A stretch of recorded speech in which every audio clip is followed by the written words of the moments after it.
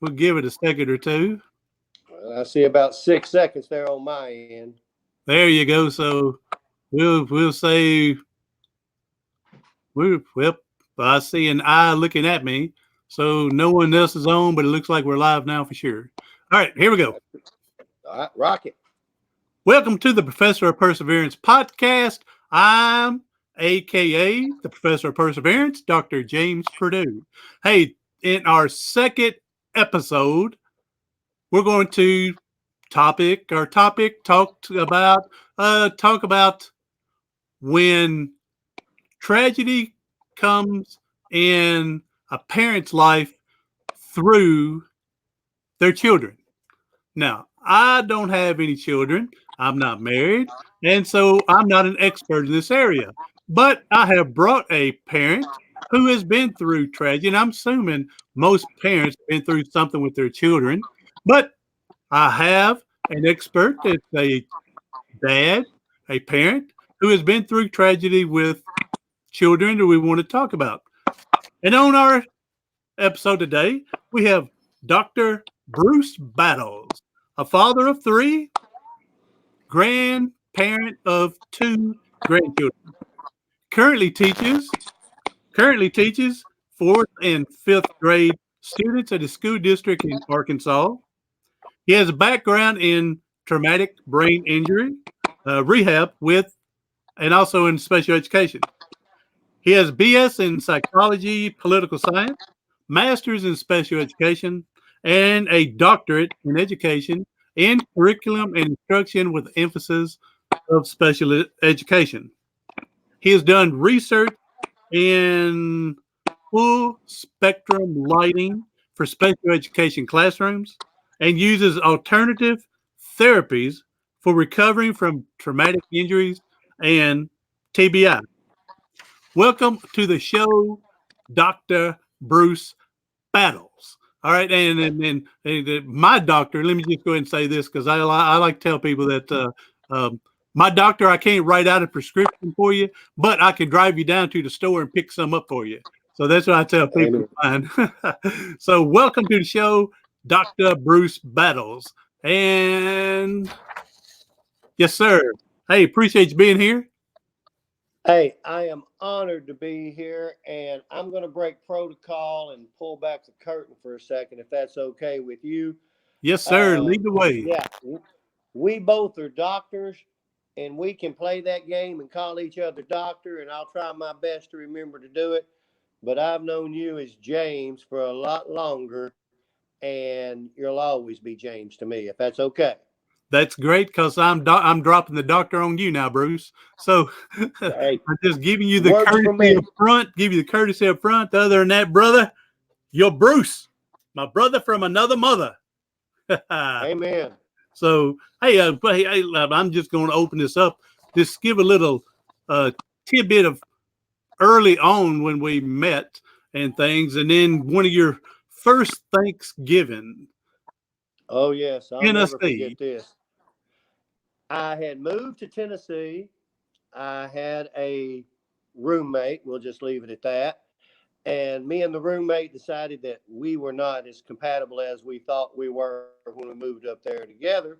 And this was right before my first Thanksgiving in Tennessee.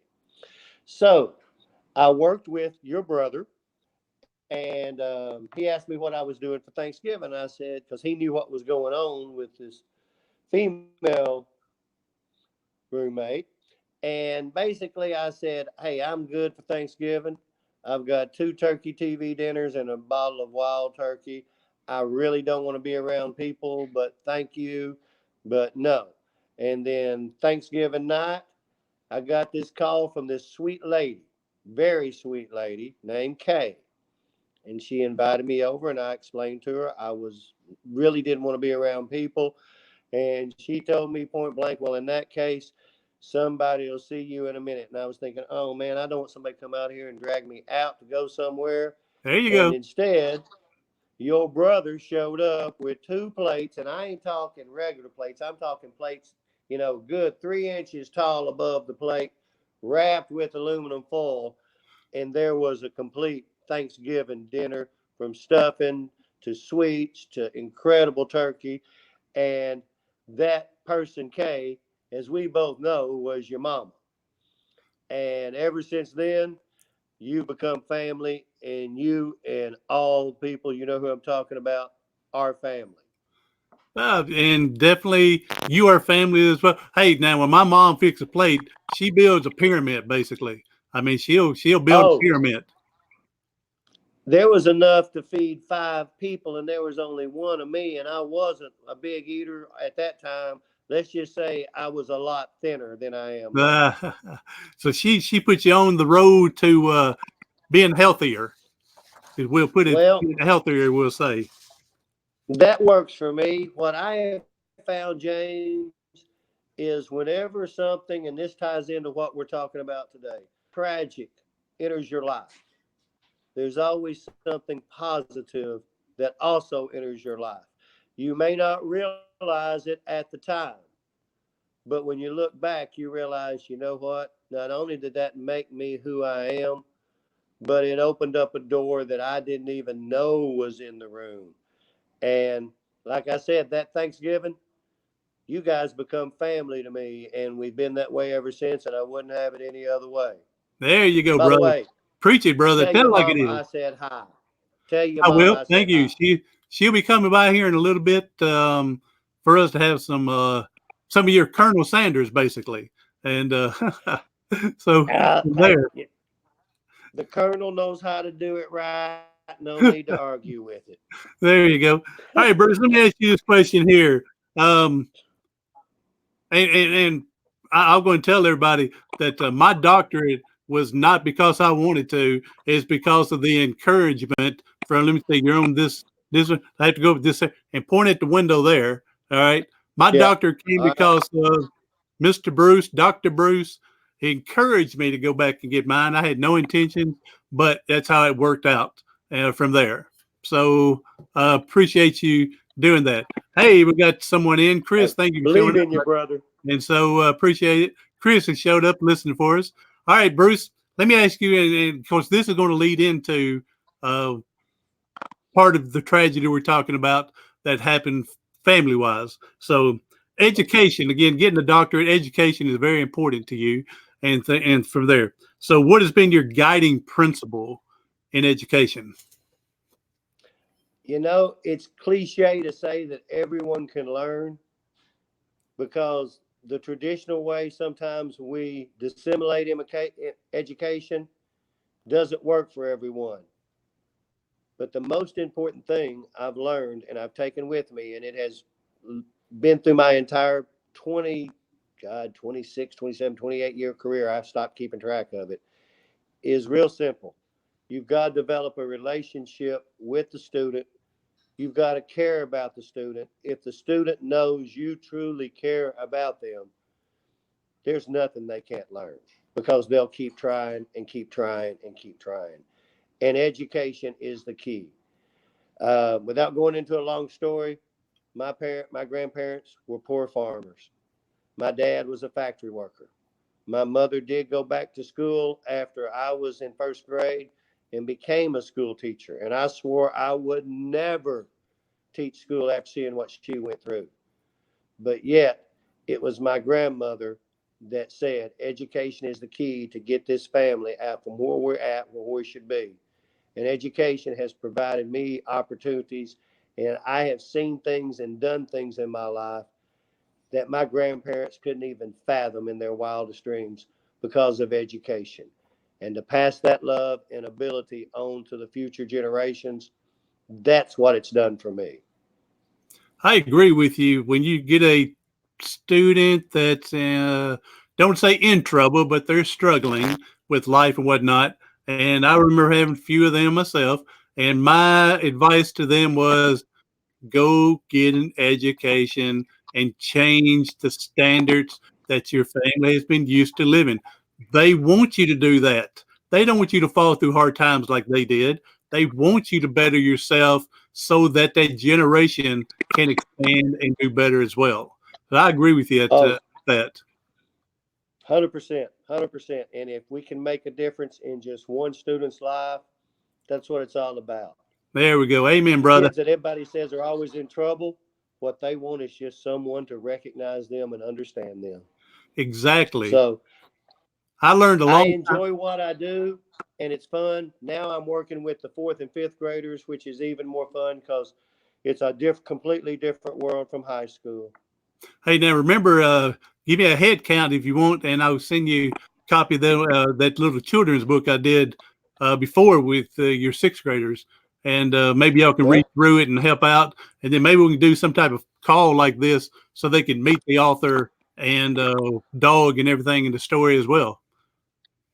I would love to, James. I know the time we did that before, it some of my kids got excited about reading because they were going to meet the author. They were going to be able to ask the author questions. And I appreciate you so much taking time with them. Um, I'm willing to try anything because what's been tried so far with because I teach special needs children many times what's been tried so far hasn't worked. So I'm willing to go out there and try something different. I've got the ability and the education to know how to change it to make it work for my kids. And if I can do that and help a child, that's a good day any day. There you go. All right, hey, then this next question here. We're going to talk about your son Wesley. This is the he has Okay. twin sons, Wesley and Ethan. I know both of them. Know them since they were babies when they were born. Knew them before they were born, and so Wesley is the topic on this one with the tragedy that took place with him. And so, where did Wesley's accident, take you as a person and professionally? Give us a little background on what happened here, and then we'll move into personally and professionally how it took you from that tragedy. Okay. 12 years, actually about 12 and a half years ago, we had a major event in my life. My twin boys, they're twins. I have Ethan and Wesley. They're my twins. And then I have Stephen as my third son. But Wesley was coming home from his girlfriend's, and it had been raining outside. He took the back road home. Well, we used to have a standing joke. I wouldn't say be home at 4 o'clock. I'd say be home at 4:11. And many times I would see him pull up right down from the house at 4:10 and wait until 4:11 just to pull in to spite me. And it was a standing joke. So I don't remember. I think I told him 4:17 that day or something like that. And I was sitting at the kitchen table, and we had a front door with a glass in it where you could keep the door open and still see all the way out, a glass storm door. And about 4:25 to 4:30, I saw an ambulance go screaming down the road, and my son wasn't home. It hit me like a ton of bricks. I got to go. So I got in the car, drove the back road, came upon a hill, never will forget this, and there was a state trooper stopping the traffic and making everybody turn around. So I just pulled my car off on the side of the road, went up to him, and I said, "Sir," I said, "I don't mean to bother you, but is that a Dodge Dakota red and white with a white camper?" And he looked at me and he said, "Why?" And I said, "That's my son." And I said, "I need to go down there." He said, "You can't go down there." And I don't know whether it was the way I looked at him or the fact that what I said, but I basically told him, "Look, I can help. I'm a former EMT. That's my son. I'm going down there." And I just started walking. I figured That's if he right. tries to stop me, it won't turn out good, but I'm getting down there. I got down. My son was already in back of the ambulance, and he was screaming, and I could hear him. And I told one of the volunteer fire department, "Look, that's my son. I'm a former EMT. They may need help in there. Let me in." And he let me in. I calmed Wesley down. When he heard my voice, he calmed down. I know he was scared to death. Oh yeah. They got him stabilized, and I'll come back to that story in a minute because part of that story is very important for later. But they got him stabilized, so I stepped out and I asked the driver, I said, "Where are you going to the local hospital?" He said, "No, sir. We're going to pull over in the field over there where he's going to be life flighted to Vanderbilt Trauma Center." And it'd be remiss of me right now not to thank the EMTs, the fire departments, Vanderbilt Trauma Center. I can't say enough about. There'll be a lot of people I forget, but you know who you are that were involved in this. God bless you. You gave me my son.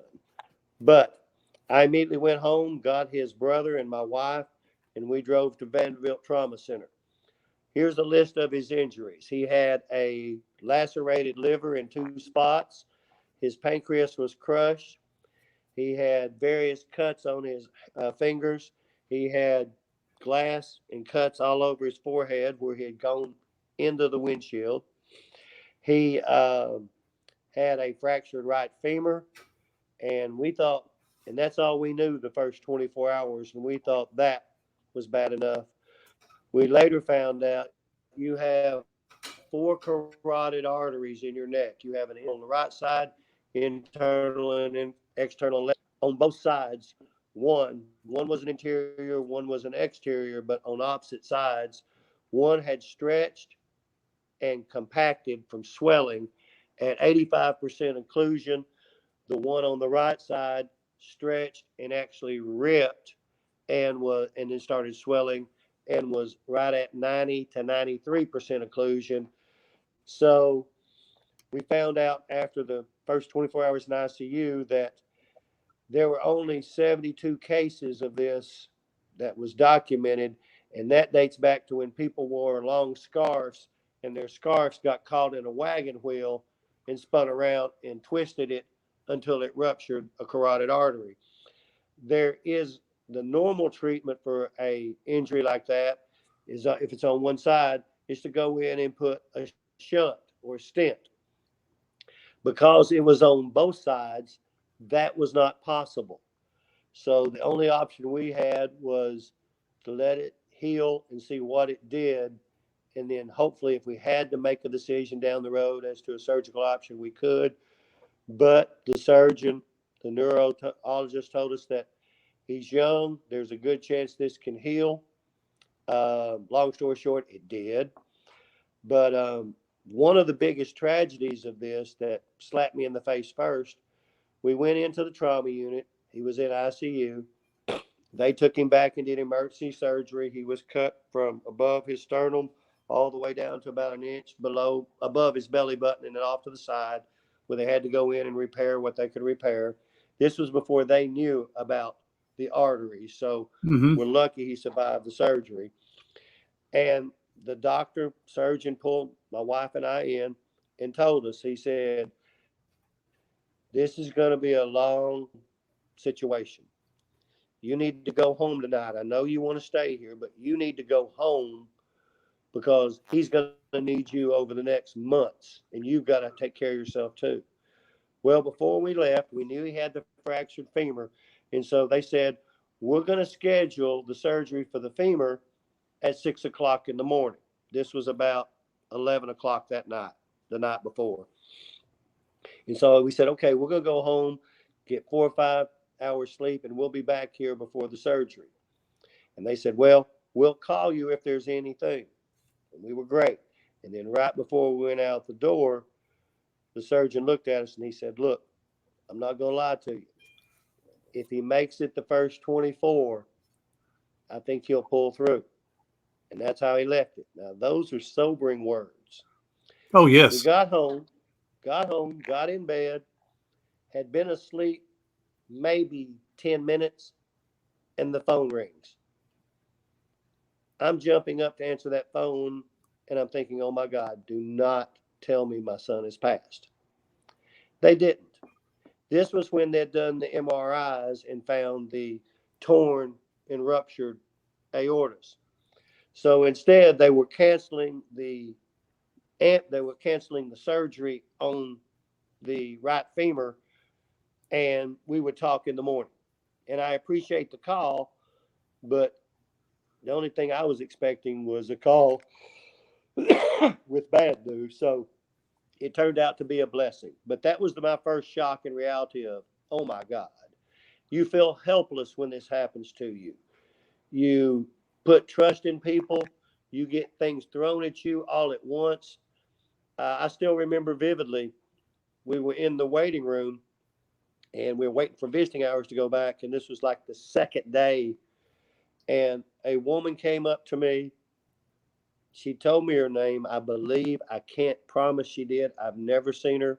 in my life. I've never seen her since. And she shook my hand and she gave me a hug and she said, I know this has got to be tough as a parent. I'll pray for you. And at the same time, she was shaking my hand and handed me $100. This was a total stranger. Those are the things that take you to the next level and allow you to understand that there's good in everybody. Now, to wrap up the story, Wesley was at Vanderbilt in ICU. He then went to a step down unit. There is one story there I'll never will forget. About 2:30 one morning, because I was spending the night with him, and the doctors would come in every 30 minutes and check on him and step down. And they came in about 2:30, and I just kept my eyes closed like I was asleep. No need to bother them. They came in, checked his vitals, looked at everything. They have to wake him up. And after they left, we're laying there in the dark. He's in his bed. I'm over on this couch bed, whatever you want to call it. And I hear my son crying. And that's one of the saddest feelings I've ever felt in my life. Oh, yes, I can I believe that. said, I said, what's wrong, Wesley? And he said, I should have died. I shouldn't be here. And the only thing that I could think of was to tell him, son, heaven ain't ready for you yet. And I can tell you to this day, my son and I have an incredible relationship. This brought us together closer than we had ever been. And to this day, I know my son is here for a reason. I don't know what the reason is, but he's here for a reason. We all Anyway, have a purpose, yes. yeah.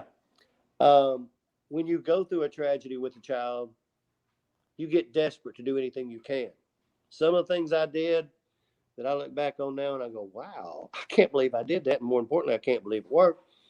One day I came home when he was in the ICU unit, and I knew he was going to need encouragement because these were serious injuries and this was going to take a while to heal. And I picked up the phone and I called my every congressman. I called the White House, which, by the way, they do have a phone number. You can call them. And I got a hold of somebody and explained what was going on. And could the senator or could the congressman write a letter to encourage him, etc. I got letters, he got letters from, at that time, the president. He got letters from every one of our congressmen, every one of the senators, and these were not signed by staff. These were very personal letters to him. The one from the president, he still has framed. Okay, he kept it. Hmm. Another thing that happened, we were getting ready to go to a rehabilitation center for the rehab after we got out of ICU. And I called again, desperation. Somebody he might recognize the name. There used to be, and I know he's still out there. I haven't heard him. He's not on station around here, but I called G. Gordon Liddy, the radio talk show host. Got a Uh-huh. hold of his producer, explained what was happening, left my phone number. On the day my son went into the rehab facility, they were unloading from the ambulance, and I got a call from the G man personally on my cell phone. And I turned and I handed the phone to Wesley, and he talked to Wesley for about 10 minutes, encouraged him, said, I'll check back on you. If you ever need to talk to me, you call, etc. Just really reached out as a human being to my son. Those are the moments where you are blessed. Oh, yes. Wesley missed Wesley missed 6 months of school, which we did homebound with him. Went back his senior year, was fully recovered. If you saw my son today, as you know, you would never know he's been in an accident. Along the way, he sparred or spurned was the impetus of some interesting research I got into. Like I said, when he first woke up, he was paralyzed. And the first thing I thought is, let's get those gross motor skills going. Now, the Wii gaming system had came out in January of 16. This is, December of 16 for Christmas. I had seen one at the university where I was working at. One of my coworkers had it. And it dawned on me, the Wii games would be perfect for, gross motor skills. So when he went to rehabilitation unit, I called around. I bought one, which they were sold out. I found one again, someone looking out for me above. We took it to the hospital, hooked it up. That way his friends could come visit him. He learned to play on the Wii, got full mobility back. Then we started working on fine motor skills. We switched over to the video gaming system of Guitar Hero because that's fine. That's eye hand coordination. That worked. He got to the point he could literally take it and run the score up so bad it was pitiful. Um, we later used that research working with traumatic brain injury for the same thing, for socialization, for increasing range of motion. We did a study with geriatrics. We did a study with traumatic brain injury, and it worked. So even though I would never have wanted to have ever found out about this research through my son's accident, his accident was a blessing to others. Exactly. I'm like that. Tragedy comes, and if you hang in long enough, because you know as well as I do, Bruce, there's so many people that quit too early, and Yes. then they're wondering why their life is not where it should be. They give up too early. And so if they hang in long enough and find out that they can strive through all this, that they're going to have I mean, they may not have the best life that they ever thought of, but they're going to have a pretty good one as long as they continue Yep. on. So, hey, and you threw a lot of information at us, so I'm glad that people can Yeah. go. Sorry, but That's okay. I'm glad I don't people they can know go how back and to re-listen. condense that down. Yes, and so it's awesome. But here's one big kernel of great information that I got out of it. I mean, huge. That you said when Wesley, you heard him crying, yelling, screaming, up there at the accident place, and then you got in there and told him, "I know what I'm doing. I'm his dad. I've had EMT experience, and I'm going to go help my son." And then you said when Wesley heard your voice, he calmed down. It was like instant, calm down. And what I got from that is he knew whether it was or not, he knew in his heart, my dad is here to make it better. And that's when he Well, calmed down. And well, that's what a child expects from mom and dad is they're going to make it better and do what well. they And can. when you can't, you feel helpless. Now, let me tag onto this real quick to give you something I meant to bounce back to. We found out later why he was screaming so bad. Femur. They'd already put that in hair traction splint. So, yeah, there was pain, but not the kind of pain he was experiencing. When they did the CAT scan and the MRI, they found about 11 white spots on his brain because when these things ruptured, they shot blood to the brain and it set. Now, I have the MRIs and the CAT scans. It shows 11 white spots where brain tissue supposedly died from the pressure inside the brain and the blood on the tissue of the brain.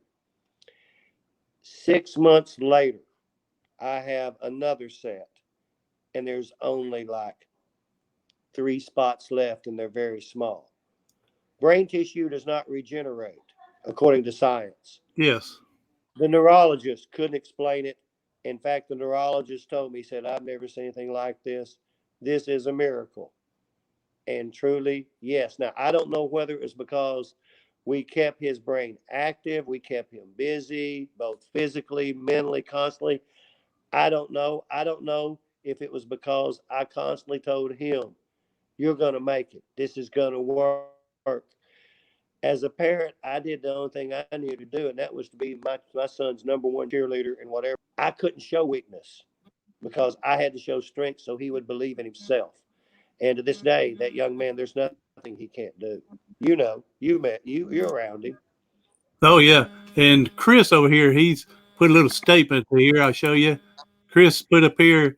He said that would be so hard, man. Going through all this as a parent as well.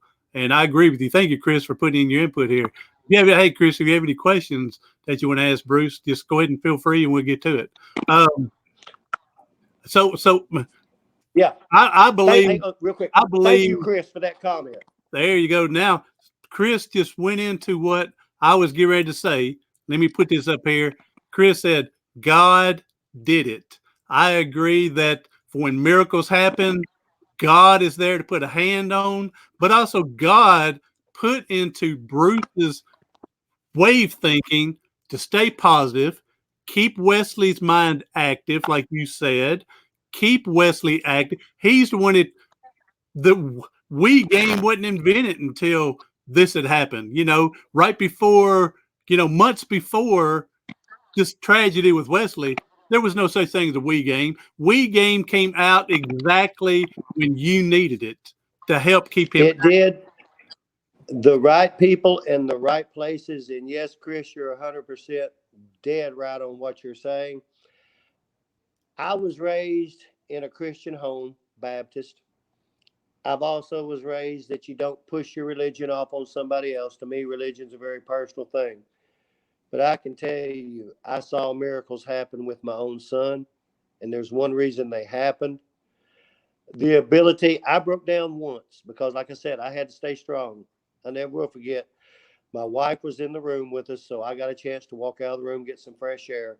And there was another family there whose son had fallen off a building. He was a construction worker, and they were going through a lot of what we were going through. And so I walked out just to go over to the parking garage to get some fresh air. And I was standing there thinking about my son, and I broke down. And these people that I got to know, the family at the time we were there with them, they walked over and they said, "It's going to be okay." Because I was telling everybody else that. They came and they welcomed me and they said, "God is with you and we're going to pray for you." And an ease came over me. I can't say I was happy and just perfectly fine and everything was going to be perfect because I wasn't. No, I was going in no man's land at that time. But there is no question that it was the hand from above that guided every bit of it. And like I said, I still have my son. I saw him just a couple of weeks ago. So things happen for a reason. We just don't know it at the time. And we may never know exactly why things happen until it's our time to True. go, and then just present it to us for that. I So, agree. I and agree. I'm Well, a firm James, you know believer. me. I'm a firm believer Well, we go through things, and it's not only to strengthen us, but it's also to show us how strong we really are, is what I you're believe. 100% true. So, hey, James, you've known me 25 plus years. I think that's the most I've ever talked with religion about with you about. that's right. Yeah, we've never really, and I'm like you. Never. I believe you don't throw it on to people, Hey, and from there, I've been to people that were so-called Bible thumpers, and it yeah, discouraged me from that. So I'm a firm believer that I'll show it, I'll play it out, but I won't push it on people. And I don't whether it's right or wrong. I don't know what the Bible says. I just always said we're supposed to go out and be, gospels of everything. But I just believe we should push it. So, hey, Bruce, I and agree. it's a great. I mean, I'm glad that Wesley again. We talked a lot through this, when it happened years ago, and so Yep. we've been again as a family. So, but I also know that if you look hard enough for that kernel that's in there, that silver lining in there, has there been anything? I mean, during the time it wasn't funny, but then Yep. things been over with. Have you looked back and you go, man, that was funny in hell, when that happened? Is there anything? There has been.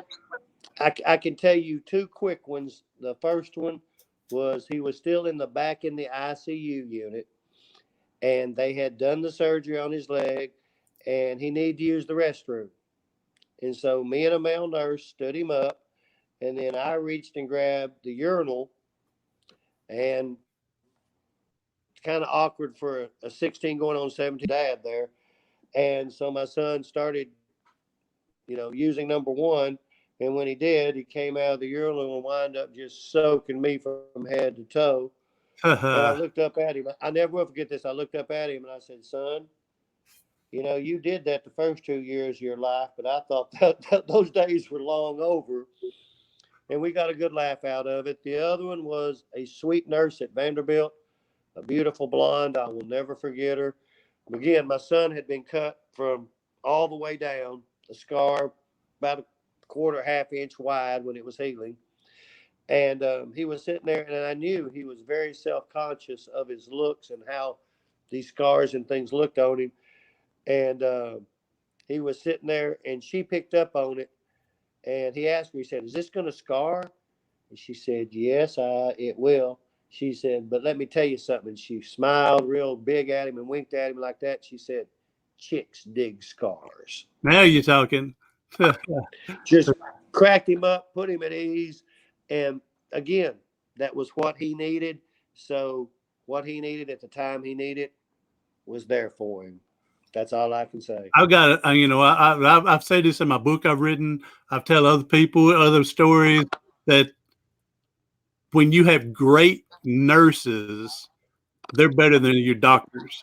And Wesley Well, with her telling him chicks love scars. I mean, that's to help him out to make him feel good about it. I mean, when I was in the hospital, I had a nurse. Now I had a bunch of great nurses. I admit that, but I had this one nurse named yep. Vicky. Ooh, I was in love with Vicky. I would marry Vicky if I had an opportunity back then. So, but I hadn't seen her. So I wish there was a way I can find her and see what. Yeah, one day I will. I like to meet up with her again after all these years. So, all right, Bruce. Well, I appreciate everything. I mean, this is great. Can you leave us with like two or three inspirations that you got from this on how you got through this to help someone else in the future? Two or three Yes. things that you can give us some advice or inspiration again to help the next person going through something. And again, Two as a things. parent, through this. Yeah. Two things I can tell you. One, look above. The strength is there. You have the strength. You may not realize you have the strength, but if this is your child, you've got no choice and you take no for an answer. You don't get in people's faces. You just don't let anything stop you. Your child is depending on you. If you lay down to have them, you stand up and raise them, and it doesn't matter how old they are. Um, the other thing I would say that I took away from this was the goodness that many times is out there in people that we don't see because we're so wrapped up in everything every day to day. Realize, treat people the way they want to be treated. And if someone is in need, sometimes it's just that kind word of, "I care about you. I'm thinking about you. I'm praying." The other thing I did was I got on, and I'd have to dig up the website. I can get it back to you later, James.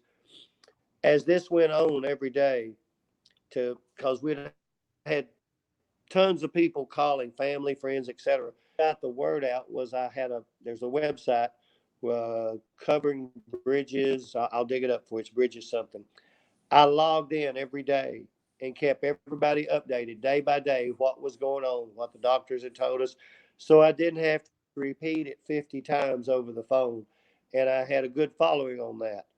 The thing that I really appreciate most about it is I can go back now and I read that and I realize that was one way I was taking care of myself by documenting what was going on and seeing how people responded to it because they could leave messages back and forth. All I can say is, yes, it was a moment that I would not wish upon my worst enemy ever. But at the same time, it was a moment in time that changed myself and my son and drew us even closer than we had ever been. So I wouldn't wish the pain on any family or any individual, but with tragedy, sooner or later, there is the opposite. You may have to walk through the burning, you know what, but there are streets of gold paved on the other side. I like to look at uh, when you know the light at the end of the tunnel is not a freight train coming, you're going through it right. So, hey, I Hey, want to end it you got here that. with this has been great, Bruce. Chris, appreciate you. I want to let Bruce see these. You said, thank you guys. I appreciate sharing your story. But this last one, Chris, and just now coming in is Washington County News in Utah. Hello there, Washington County News. This is a podcast that I'm doing here on Professor of Perseverance. And we're interviewing Bruce. And the topic of today is when a parent goes through tragedy from their children experiences tragedy. So Washington County News, Utah, thank you for coming in. But here's Bruce. I'd like to read this to you and put up here. Chris, I appreciate you being here the whole time. This is a great statement he said here, and I'm going to throw in my little 2 cents with it as well. Chris put in here, I wonder if this woman that gave you that money at the beginning, the $100, and prayed for you, if that was the same thing, if that did the same thing for me when he found out he had MS. And so that someone else, I guess, had done something similar.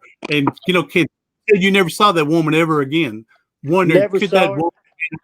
could that woman have been over there with him when he found out he had MS? I don't know. The only thing this woman said is she said, I know this is going to be expensive for you because you don't live here in Nashville. She said, this will help with a motel. And so I've never seen the lady since. And it was, to me, somebody passing down something that had been done for her. and I I, don't know. That's and I just my believe gut feeling. I believe there's angels here with us. And Yes. when I first started driving, I didn't have the money to buy hand controls to drive with. And a woman that Yep. I met at school, at college, came up to me and heard me talking about driving hand controls and didn't have the money. And she came to class one day with $500 to give to me to go buy my hand controls to start driving.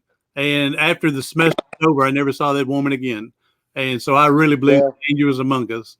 So, I don't Bruce, know who this lady was, but it it was the first thing, the first not act of kindness. There were so many acts of kindness, but it was the first thing that just out of the blue struck me as when she left. I turned around and asked my wife, "Do you know who was that?" She said, "I've never seen her before in my life. yeah. I have no idea. I have no idea how she knew the story, but she So did." well, there's angels out there. I believe that. I'm glad Wesley is doing great. He's got, a nice family and everything to go with you. You, a strong dad. I know mom has helped out as well. Yep. Wesley, Ethan is his brother. Done what he can. Ethan is a nice, young, strong, healthy father. I'm very pleased to Father, say yes, I I'm gotta proud give it up. to see him as a healthy dad one day. And so from there, hey, and everybody's jumping in now as we're getting ready to cut off.